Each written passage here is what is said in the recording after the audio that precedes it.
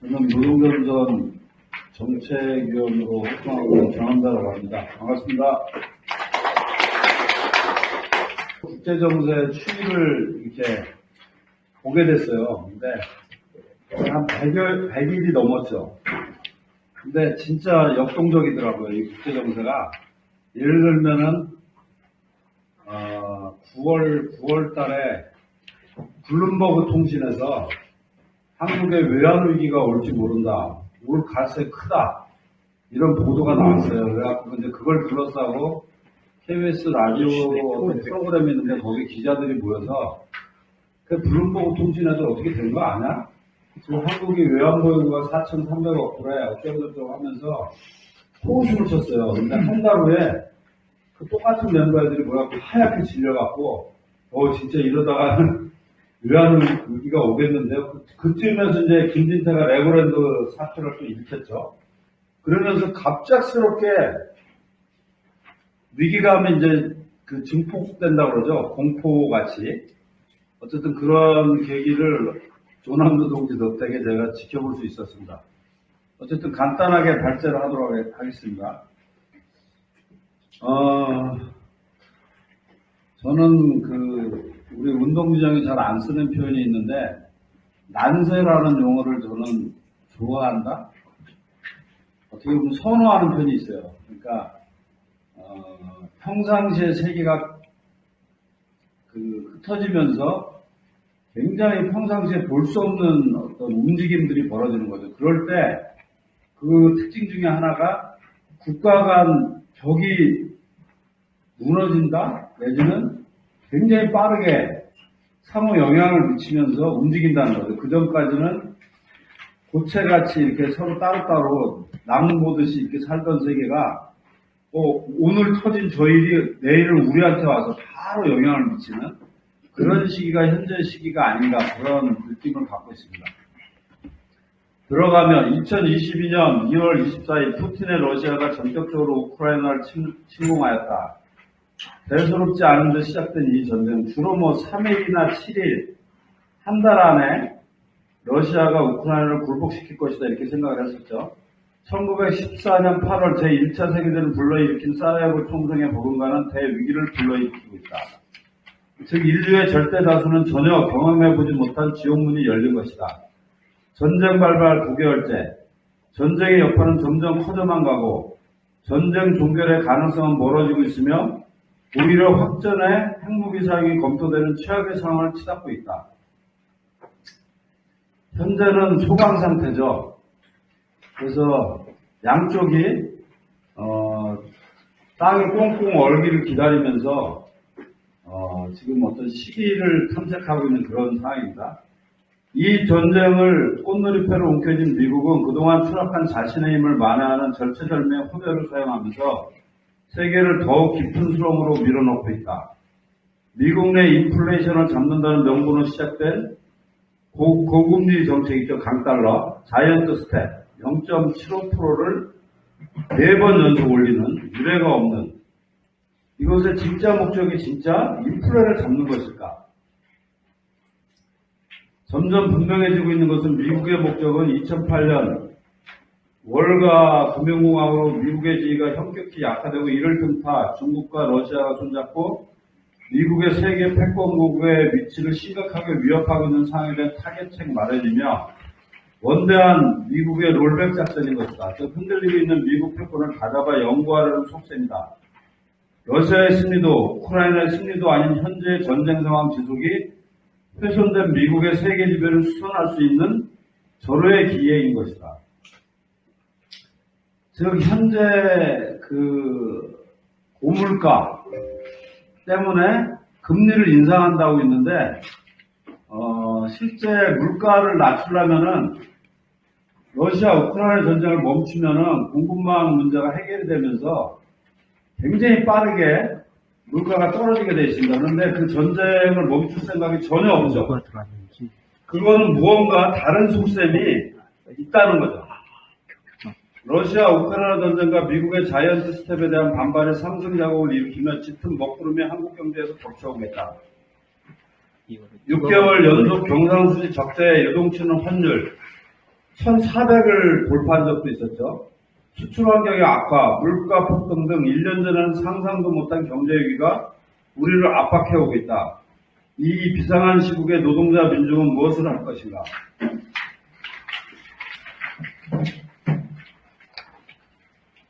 세계화의 중원과 미중 패권 투쟁의 격반. 우리가 세계화라는 용어를 참 IMF 이후에 엄청 많이 썼는데,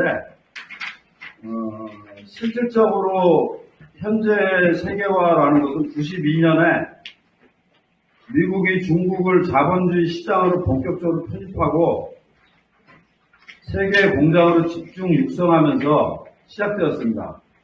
그 과정에서 미국과 소위 선진국 제조업은 공동화되었으며 싼 중국산 샘플부의 도입으로 실질적 생계비를 대폭 하락시켜 미국이나 선진국 내 저임금 노동력 유지를 가능케 했습니다. 그래서 그야말로 선진국, 미국 등 선진국 노동운동은 거의 괴멸되다시피 했죠. 이 중국의 저가 공산품이 대량으로 공급되면서, 그리고 공장이 글로 이동하면서, 누이 좋고 매부 좋던 미국, 중국 간 글로벌 분업 체계는 2008년 월가 말 금융공황 이후 급격한 변화의 조짐이 생기고 트럼프 시기 본격적인 무역전쟁이 벌어집니다. 그래서 관세를 엄청나게 때렸는데, 그럼 다른 나라 물건을 들여와야 될 거 아니에요. 근데 다른 나라에서 중국 물건을 대신할 만한 가성비를 가진 제품이 없었어요. 그래서 트럼프가 요란은 떨었지만은 아무런 성과를 얻지 못했습니다. 특히 2014년 중국, 러시아, 사우디아라비아 등이 기축통화 달러를 대체할 국제통화를 모색하자 미국의 세계 패권은 심하게 흔들리게 되며 미국의 위기감은 극에 달한다. 트럼프 시기 잦은 소동은 있었지만 전면전은 벌어지지 않았다. 2021년 바이든 등장 이후 미국의 중국 때리기는 극한으로 치닫기 시작하고 중국의 대응도 만만치 않게 진행되고 있다. 2022년 미국은 미중 간에 복잡하게 얽혀있는 글로벌 공급 사슬을 중국 배제를 통한 미국 중심으로 폭력적으로 재편 중이다. 이 과정에서 가장 큰 피해 내지는 타격을 입고 있는 게 독일과 EU입니다. 독일이 저도 지금 상상하기 쉽지가 않아요. 그러니까 작년까지만 해도 독일 제조업이 갖는 강력한 경쟁력, 거기에 대해서 의심할 여지가 없었는데 러시아의 저가 에너지를 딱 틀어막는 순간 거의 천연가스는 10배가 뛰고 그러면서 지금 거의 완전 작살나고 있죠. 그야말로 작살이 나고 있습니다. 그래서 지금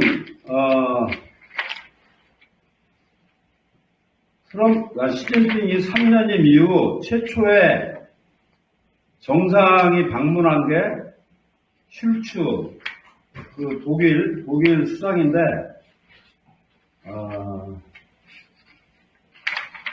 철저히 이제 그 경제적 목적, 에어버스를 어마어마하게 도입하는 그런 계약을 맺고 돌아갔다고 하더라고요. 그리고 미국에 대한 경고이기도 하죠. 계속 우리를 털면 우리가 중국한테 갈 수도 있다. 그래서 지금 세계 정세는 미국의 의도대로 가지 않고 있어요. 특히 2022년 2월 24일 발발한 러우 전쟁은 미국의 유리한 환경을 조성하고 있다. 러우 전쟁에 따른 공급 차질로 빚어진 물가 인상을 핑계 삼아 취해지고 있는 미국 연준의 자이언트 스텝은 세계 경제를 극심한 침체로 몰아넣고 있다. 이 과정에서 에너지를 러시아에 의존해서 경쟁력을 가졌던 유럽 경제는 쑥대밭이 되고 있다. 또한 한국과 같은 자원 빈국들도 순식간에 파탄에 직면하고 있다. 반복되고 한국이 전형적이다. 러시아 우크라이나 전쟁의 추이가 그 어느 때보다도 중요하다. 러시아 우크라이나 전쟁의 향후 추세에 대하여 이 부분은 제가 이 현장과 광장에 기고했던 글의 일부를 발췌했습니다. 오늘의 이슈는 우크라이나 전쟁의 확전 여부다. 확전의 열쇠를 쥔 나라는 미국, 중국, 러시아 세 나라다. 이들의 선택에 영향을 미칠 상수는 무엇인가? 미국은 제조업의 공동화의 늪에 아직도 빠져 있어요. 리쇼링 해갖고 이제 제조업 백 작업을 했지만은 사실 돌아오질 않고 있어요. 두 번째, 보호무역으로 회귀했어요. 세 번째, 우리가 뭐 경기 침체, 불황, 공황 다양하게 불리는데 1% 내지 제로 성장이 예측되고 있습니다. 중국을 무역에서 배제하려 한다. 2차 세계대전 때처럼 즉각적인 전시 대량 생산 체를 가동하지 못해서 지금 노전쟁이 고착 상태에 빠진 이유 중에 하나가 미국이 재래식 무기를 전면적으로 공급을 못하고 있는 그런 문제도 관계가 있습니다. 우크라이나에 지원을 못하고 있는. 세 번째, 첨단 무기에 의존함으로 군수산업의 전후방 효과가 극단적으로 감소했어요. 그러니까 옛날에는 뭐 이쪽에서는 배를 만들고 일반 배를 만들고 이쪽에서는 군함을 만들고 이런 식으로 하면서 그 전후방 효과가 굉장했는데 지금 최첨단 무기들 이런 것들은 별 관련이 없습니다. 인류 전체를 몇 번이나 죽일 수 있는 핵탄두를 쌓아두고 있다. 중국이 주적이다. 1, 2, 3은 자본의 축적의 위기를 기존 무역 질서 파괴로 해결하려 한다는 점에서 확전의 필요 조건이지만 4는 맞서 싸울 상대를 특정했다는 점에서 확전의 충분 조건이다. 5는 확전이 되더라도 개전 시점을 늦출 상수이며 6은 확전의 불가피성을 축소하는 상수이다. 7은 확전 가능성을 원천적으로 막는 기능을 하며 8은 확전을 주저하게 만드는 상수다. 중국 산업 고도화가 아직 진행 중이다. 지금 일반적으로 중국이 이제 인구 감소에 저축 감소에 지금 소비력 감소, 고령화 등등 하면서 약 8%대의 성장률이 무너진 지가 꽤 됐고 지금 약 4% 주변을 맴돌고 있는데 그것조차도 떨어지는 그래서 중진국 함정에 빠졌다고 그러죠. 두 번째, 성장률이 둔화하고 있습니다.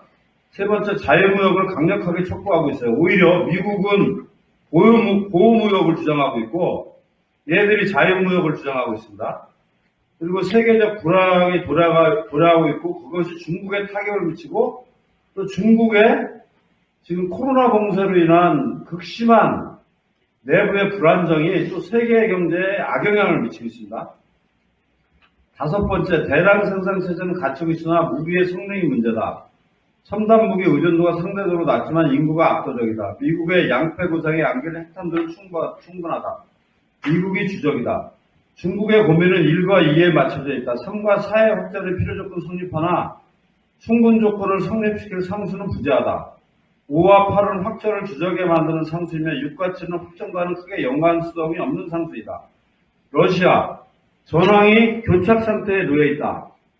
그러니까 초기에 키이우를 전격적으로 점령해서 젤렌스키를 잡거나 망명시키고 휴전을 했어야 되는데 그 제블린이라는 미국의 첨단 그 미사일과 용병들, 고도로 훈련된 용병들이 대기하고 있었습니다. 미국이 오기만을. 그러면서 이제 키이우 함락을 못하면서 사실상 모든 작전에 차질이 생긴 거죠. 무기 보급의 한계를 노정하고 있고 자원 수출이 주 수입원이고 러시아는 전쟁을 시작한 쪽으로 갖는 도덕적 비난이 엄청납니다. 물론 마르크스주의자는 전쟁의 정치적 성격을 강조하기 때문에 누가 먼저 공격한 것은 의미가 없다고 하지만은 의미가 없는 것은 아닙니다. 그것이 전부가 아니란 뜻이지 전쟁을 먼저 시작한 쪽은 항상 굉장히 불리한 위치에 놓이게 됩니다. 미국 주도의 경제 제재를 당하고 있다. 인류 전체를 몇 번이나 죽일 수 있는 만큼 핵탄두를 쌓아두고 있다. 미국이 주적이다. 군수산업은 발달했으나 민수 전환은 성공하지 못하고 있다. 1, 2, 3, 4, 5, 6, 7이 모두 핵무기의 사용을 검토하게 만드는 상태이다. 상호 확증 파괴 개념에 따르면 러시아가 미국을 타깃으로 삼지 않는 한 미국은 러시아에 대한核공격을 감행하지 못한다. 러시아는 미국의 미사일 방어 시스템을 뚫고 ICBM을 실전 배치해놓고 있다. 러시아의 고민은 핵을 사용하고 난 다음이다. 얻을 건 좋고 잃을 건 많다. 특히 8의 약점은 푸틴 정권의 붕괴를 초래할 수 있을 정도로 지금 심각한 상황입니다. 종합하면 우크라이나 전쟁은 장기화할 가능성이 크며 그런 만큼 예측 불가능한 무수한 변수가 앞에 놓여있다. 그러나 우리가 주목해야 될 지점은 우크라이나 전쟁이 아니다. 오늘날 인류는 이제까지 단 한 번도 마주쳐본 적이 없는 새로운 차원, 다른 형식의 도전에 직면해 있다.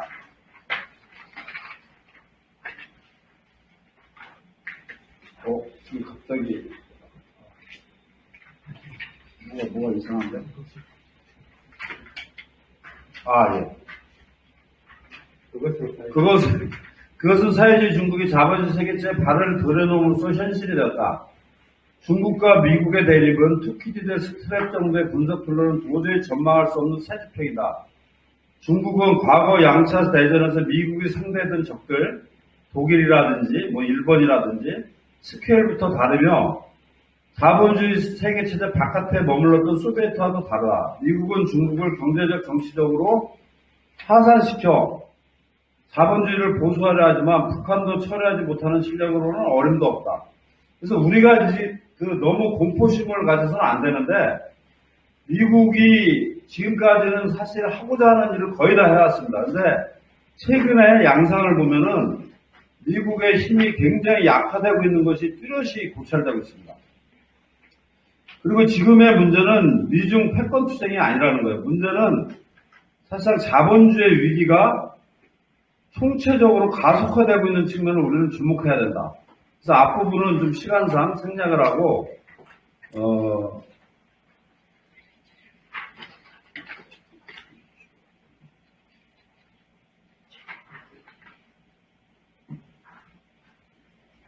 네. 그 7페이지 맨 밑에 단락보면 자본주의가 더 이상 버틸 수 없는 한계선에 봉착한 것은 첫째로 글로벌 불균형 문제이다. 소위 저소득 국가라 불리는 광범위한 사람들은 1980년대 구조조정의 여파로 아직도 소비력을 회복하지 못하고 거대한 슬럼으로 존재하고 있다. 이들의 소비력 고갈은 지금 인구가 80억이 넘었는데 자본을 금융투기로 내몰며 주기적 금융공황을 발생시키는 가장 중요한 요인이다. 두 번째는 소위 4차 산업혁명이죠. 경제 디지털화인데 자본의 적은 자본이다. 우리는 자본주의를 악으로 많이 얘기를 합니다. 근데 그렇게 접근해갖고는 해결책이 없어요.